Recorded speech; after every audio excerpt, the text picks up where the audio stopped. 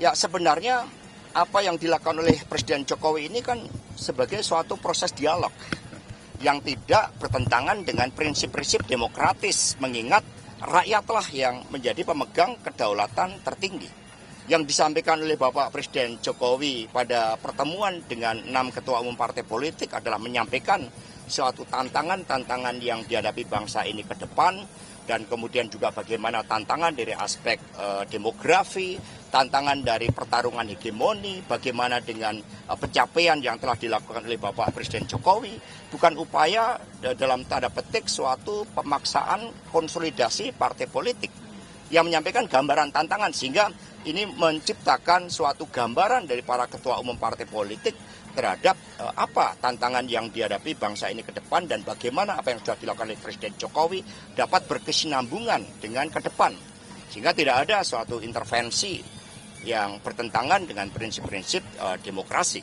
Tapi Mas, ada kubu sebelah mempermasalahkan bahwa konsolidasi dilakukan di istana ini katanya kurang etis karena ini bukan punya politik gitu. Kan kita tidak berbicara tentang tokoh-tokoh, kita tidak berbicara tentang politik praktis, kita berbicara tentang kesinambungan kebijakan, di mana itu hal yang wajar seorang pemimpin berbicara tentang bagaimana kepemimpinan masa depan agar terjadi suatu kesinambungan terhadap suatu capaian-capaian pemerintah dan bagaimana mewujudkan visi ke depan, contohnya Indonesia sebagai poros maritim dunia.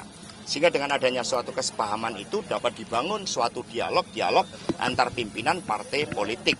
Sehingga di situ tidak dikerucutkan di istana, karena kami sejak awal sudah banyak pengalaman di dalam mana membedakan urusan politik praktis, mana urusan terkait dengan kepentingan bangsa dan negara.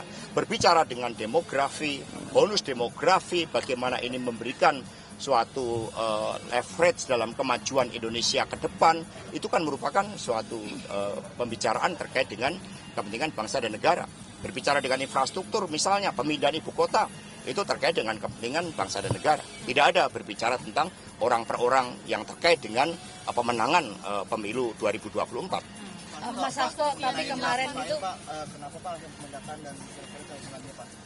Ya, partai kan memiliki suatu sikap yang sangat tegas. Kami menerima laporan dari Bapak Jarod Saiful Hidayat dan juga Bapak Komarudin Watubun ketika saat itu melakukan klarifikasi dengan yang bersangkutan, tapi ternyata tidak ada suatu ruang dialog, padahal dari PD Perjuangan membangun ruang dialog. Kita semua tahu bagaimana Pak Jarod Saiful Hidayat itu sosok yang sangat sabar, sosok yang mendengarkan. Sehingga ketika akhirnya partai punya aturan bahwa di dalam satu keluarga tidak boleh berasal dari dua partai yang berbeda, ya maka partai mengambil suatu keputusan yang tegas.